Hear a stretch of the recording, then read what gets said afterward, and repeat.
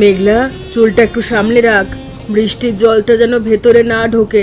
গতকালও চালের বস্তা ভিজে গিয়েছিল, আর বস্তা কেনার সামর্থ্য নেই আমাদের। মা, আমি পলিথিন দিয়ে ওই কোণটা ঢেকে দিয়েছি, তুমি চিন্তা করো না। আজ বেশ কজন আসবে, বৃষ্টির দিনে গরম খিচুড়ির চাহিদা খুব থাকে। চাহিদা থাকলেই হবে? এত বৃষ্টিতে কে আসবে? তবু রান্না তো করতেই হবে, না বিক্রি হলে আমরা কি খাবো? মা, তুমি সবসময় নেতিবাচক চিন্তা কেন করো? গত মাসে কত ভালো ব্যবসা হয়েছিল মনে আছে? সেই শহর থেকে আসা পরিবারটা বলেছিল এত সুন্দর খিচুড়ি ওরা কোথাও খায়নি। একদিনের প্রশংসায় কি সারা জীবন চলে রে মা? তোর বাবা থাকতেই হোটেলটা শুরু হয়েছিল, তখন দুজনে মিলে সামলাতাম। এখন একা কতটুকু পারি বলতো? একা কোথায়, আমি তো আছি তোমার পাশে। কলেজ থেকে ফিরেই তো আমি এখানে চলে আসি, তুমি একটুও একা নও মা। তুই আছিস বলেই তো আমি এখনো টিকে আছি, কিন্তু তুই তো সারা জীবন এখানে থাকবি না। তোর পড়াশোনা আছে, ভবিষ্যৎ আছে। আমি চাই না তুই আমার মতো উনুনের সামনে বসে জীবনটা কাটা। মা, তুমি আবার শুরু করলে? আমি তো বলিনি পড়াশোনা ছেড়ে দিচ্ছি, দুটো একসঙ্গে করছি। দুটো তো একসঙ্গেই করছি, তোমার সঙ্গে হোটেলেও আসি, কলেজেও যাই, কোনোটাই তো ছাড়িনি। জানি জানি, কিন্তু শরীরটার কথাও ভাব। সারাদিন ছোটাছুটি করিস, ঠিক মতো খাস না, ঘুমাস না, আমি তো দেখি। তুমি কি নিজে ঠিক মতো খাও? গতকাল রাতে দেখলাম ভাত বেড়ে আমাকে দিয়ে, নিজে শুধু একটু ডাল ভাত খেলে, সেটা আমি দেখিনি ভেবেছো? আমার বয়স হয়েছে, কম খেলেও চলে। তোর শরীর বাড়ছে, তোকে খেতে হবে বেশি। মা, বয়স হলে শরীরের দরকার কমে যায় না। যাক, এসব নিয়ে তর্ক করে লাভ নেই তোমার সঙ্গে। চলো, অতিথি আসার আগে সব গুছিয়ে রাখি, ওই টেবিলটা একটু মুছে দিই। হ্যাঁ, মুছে দে। আর শুক্তোর বাটিগুলো ধুয়ে রাখ, গতকাল থেকে পড়ে আছে। বৃষ্টিতে কিচ্ছু শুকায় না, সব স্যাঁতস্যাঁতে। মা, দেখো এই জায়গাটায় যদি দুটো রঙিন ছাতা লাগাই কেমন দেখাবে? আর ওই কোণটা একটা ফুলের টব রাখলে কত সুন্দর হবে। ছাতা, ফুলের টব, এসব দিয়ে কি পেট ভরবে? আগে দেখ মাসের বাজারের টাকাটা জোগাড় হয় কিনা। মা, আমি বলছি না যে অনেক টাকা খরচ করতে হবে, ছোট ছোট জিনিস দিয়েই তো জায়গাটাকে একটু আলাদা করা যায়। মানুষ তো শুধু খেতে আসে না, একটু ভালো লাগাও চায়।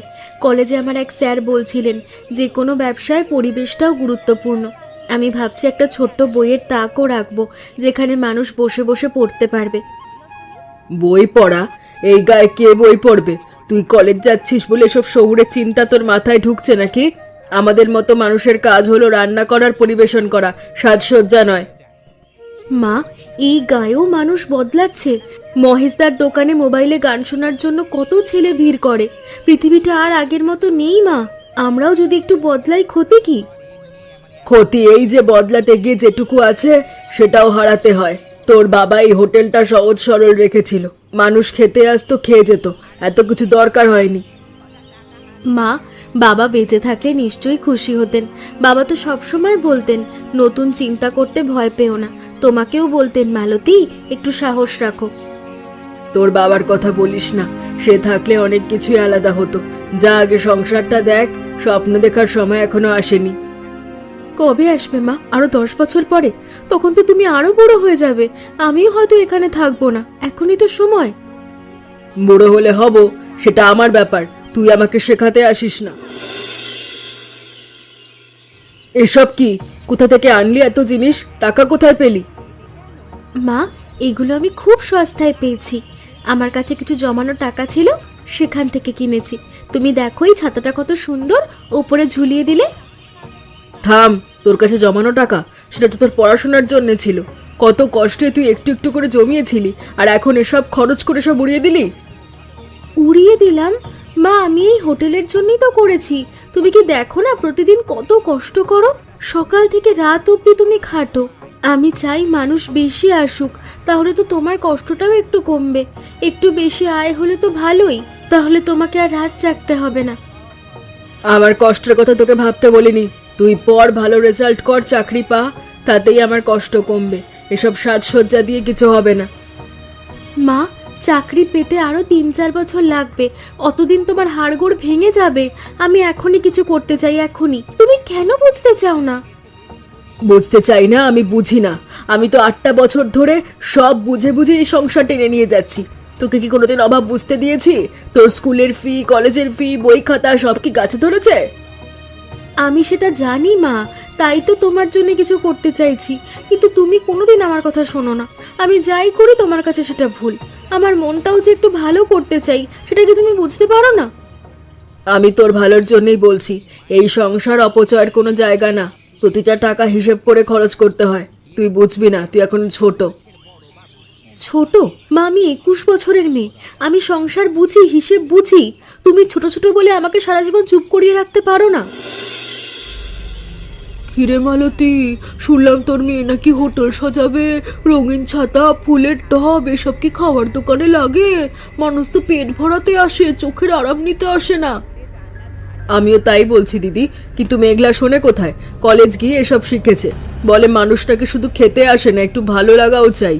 আমি বুঝি না এসব। ভালো লাগা? পেটে ভাত না থাকলে কিসের ভালো লাগা? আমি বলি তুই ওকে একটু বুঝিয়ে বল। ছোট মেয়ে, মাথায় অনেক কিছু ঢোকে, কিন্তু বাস্তবটা তো আলাদা। বলেছি তো দিদি, কিন্তু ও শোনে না। আর ওর জমানা টাকা এভাবে খরচ করছে, আমাকে একবার জিজ্ঞাসাও করেনি। এটাই তো আমার কষ্টের জায়গা। আমি কি ওর মা নই? একবার তো আমাকে বলতে পারতো। পারতো তো বটেই, সেটা ওর ভুল হয়েছে মানছি। তবে মালতী, একটা কথা বলি, তুই রাগ করিস না। যুগটা বদলেছে, ছেলে মেয়েরা এখন নিজেরাই ভাবে, নিজেরাই করে। তুই রাগ করলে ওরা আরো দূরে চলে যায়। দূরে যাওয়ার কথা বলিনি দিদি। মেঘলা ছাড়া আমার কেউ নেই পৃথিবীতে। ওই একটা মেয়ে, ওকে ঘিরেই আমার সব কিছু। তাই তো বলছি, ঝগড়াটা বেশিক্ষণ টেনো না।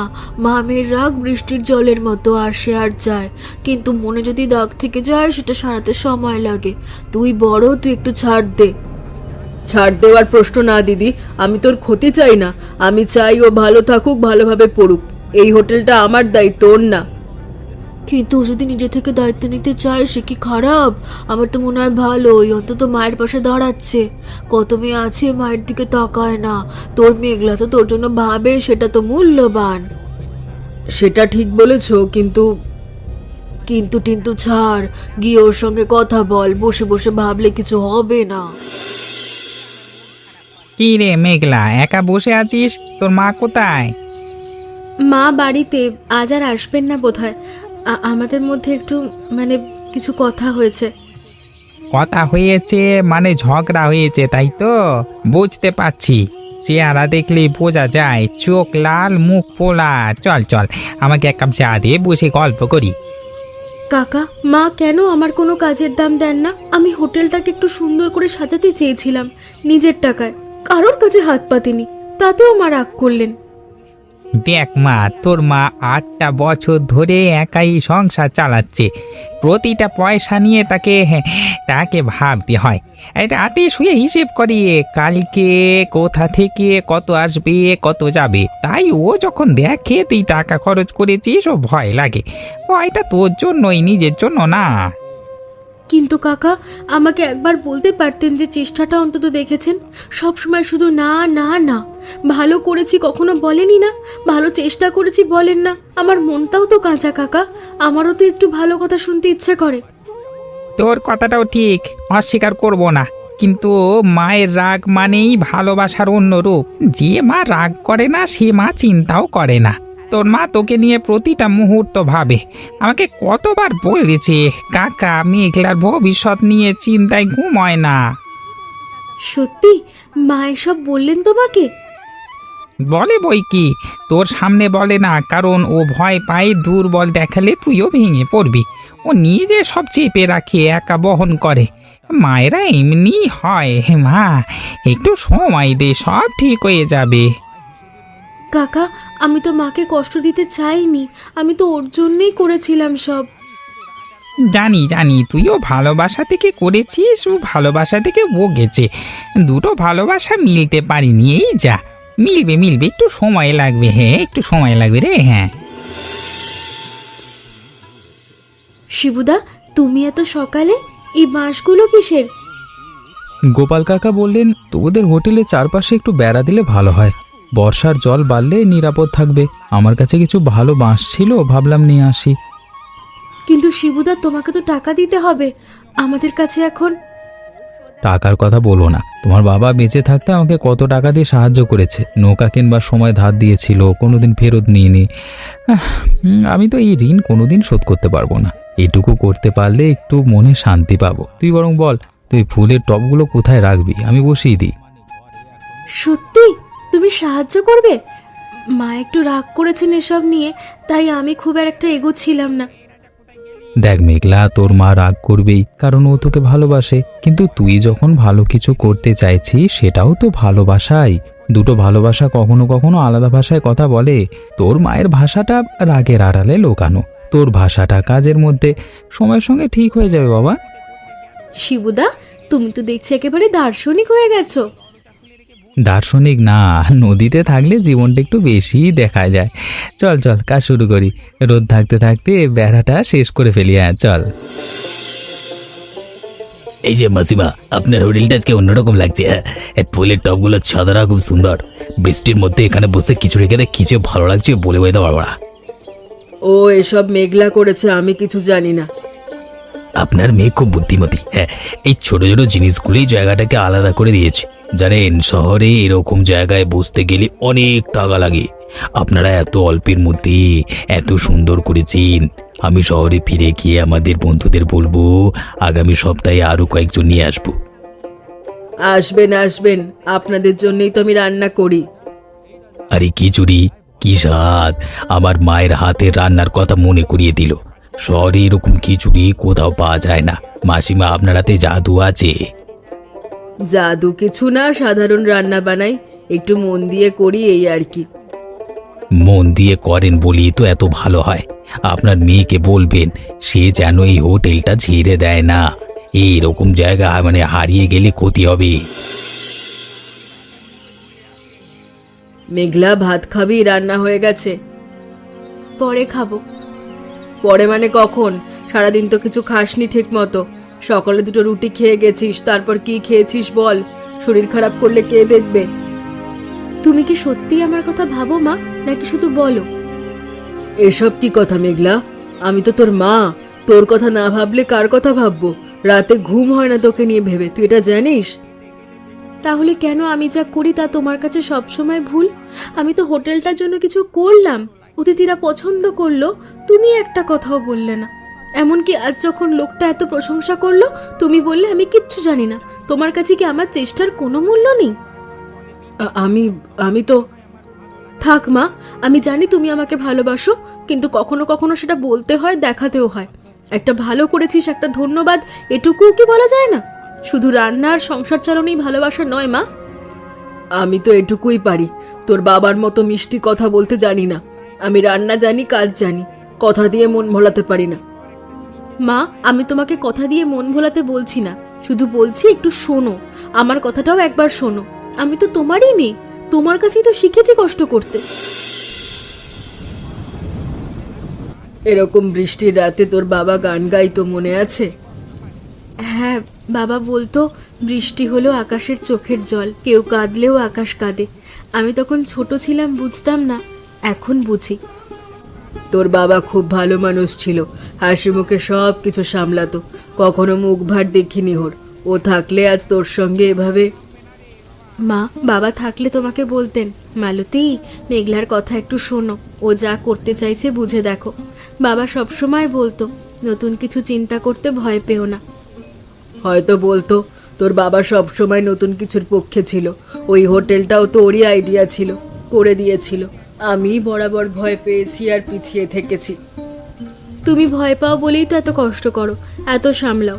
ভয় না পেলে হয়তো একটু ঝুঁকি নিতে, আর একটু ভালো হতো। আমি সেটা বুঝি মা, কিন্তু একটু বিশ্বাস করো আমাকে, আমি তো বাবার মেয়ে, আমার মধ্যেও বাবার একটু সাহস আছে। তোর মধ্যে তোর বাবাকে দেখি মাঝে মাঝে, ওই চোখ, ওই জেদ, একদম ওর মতো। তাহলে আমাকে একটু বিশ্বাস করো মা, বাবাকে বিশ্বাস করতে আমাকেও করো। মালতী, তোকে একটা কথা বলতে এসেছি। তুই কি জানিস মেঘলা ওই টাকাগুলো কোথা থেকে জোগাড় করেছিল? জমানো টাকা থেকে পড়াশোনার জন্য রাখা ছিল। ঠিক, কিন্তু তুই কি জানিস ও কিভাবে জমিয়েছিল? ও প্রতিদিন কলেজে টিফিন না খেয়ে টাকাটা বাঁচাতো। বন্ধুরা যখন ক্যান্টিনে যেত ও বাইরে বসে থাকতো, জল খেয়ে পেট ভরা তো 6 মাস ধরে একটু একটু করে জমিয়েছে। কি বলছো তুমি?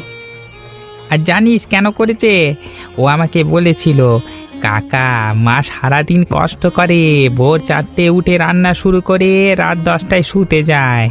যদি হোটেলে বেশি মানুষ আসে মায়ের একটু আয় বাড়বে, মায়ের একটু কষ্ট কমবে, মায়ের মুখে একটু হাসি দেখবো। এটাই ওর কথা ছিল মালতী, হুবহু একই কথা, এই কথা। ও না খেয়ে আমার জন্য, আমার মেয়ে না খেয়ে?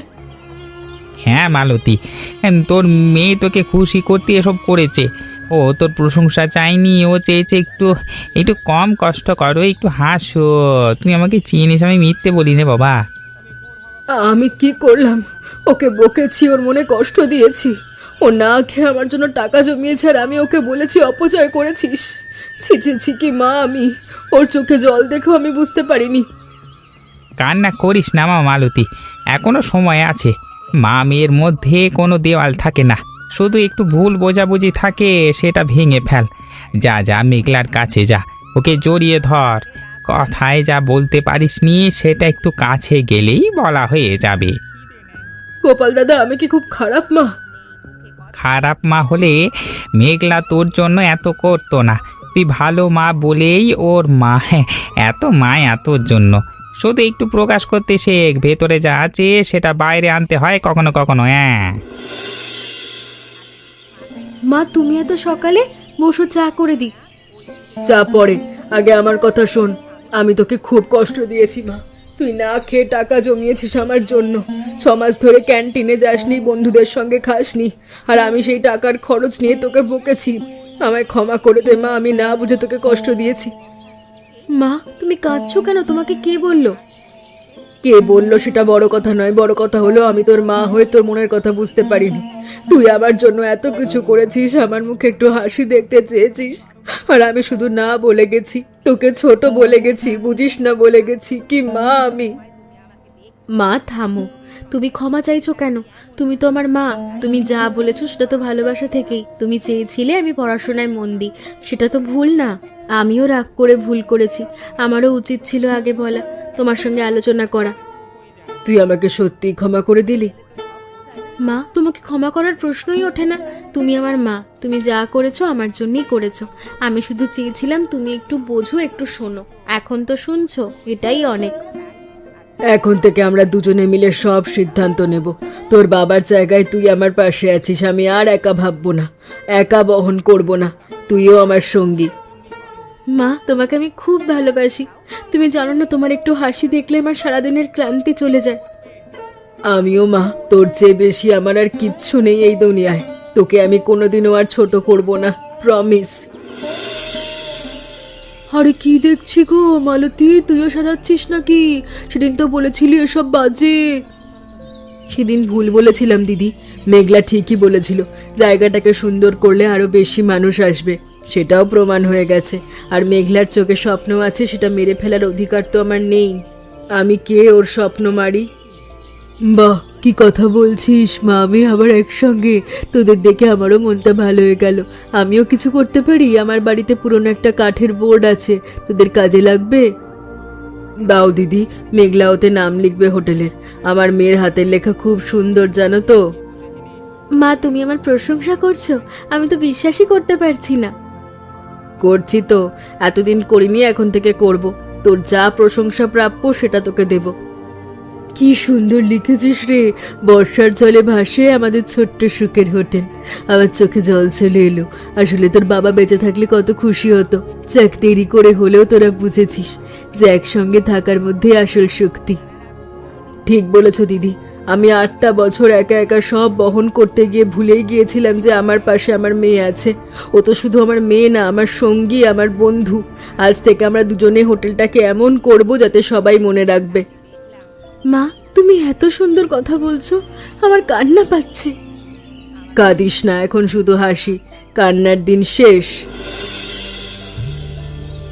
দেখ শিবু, মা মেয়ে যখন একসঙ্গে থাকে তখন ছোট্ট একটা হোটেলও আলাদা হয়ে যায়। ঠিকই বলেছ কাকা। মালতী মাসিমার চোখে আজকে যে হাসি দেখছি, এ হাসি অনেক দিন দেখিনি। কত বছর ধরে ওই মুখে শুধু চিন্তাই দেখেছি, আজকে প্রথম দেখছি ও হাসছে। মেঘলা সত্যি ও মায়ের মুখে হাসি ফুটিয়েছে।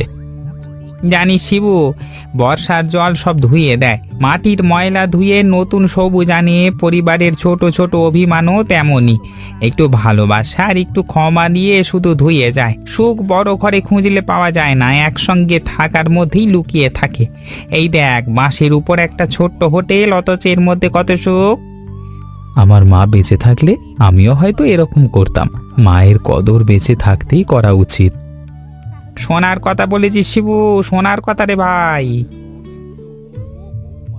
মা দেখো কত মানুষ আসছে, তোমার খিচুড়ি খেতে সবাই পাগল। ওই দেখো, গত সপ্তাহে সেই পরিবারটা আবার এসেছে, সঙ্গে আরো 3জন নতুন মুখ। আমার খিচুড়ি আর তোর স্বপ্ন দুটো মিলেই এই হোটেল। তুই না থাকলে সব কিচ্ছু হতো না মা। তুই আমাকে দেখিয়ে দিয়েছিস যে আমি একা না, আর কোনোদিন ভুলবো না। মা আমরা দুজনে মিলে আরো অনেক কিছু করব। তুমি দেখো, একদিন এই হোটেলের নাম সবাই জানবে, দূর দূরান্ত থেকে মানুষ আসবে তোমার খিচুড়ি খেতে। তোর মুখে এসব শুনলে মনে হয় সত্যিই হবে। তোর বাবাও এরকম বলতো, একদিন সবাই চিনবে আমাদের হোটেল। হয়তো তুই সেই স্বপ্নটা পূরণ করবি।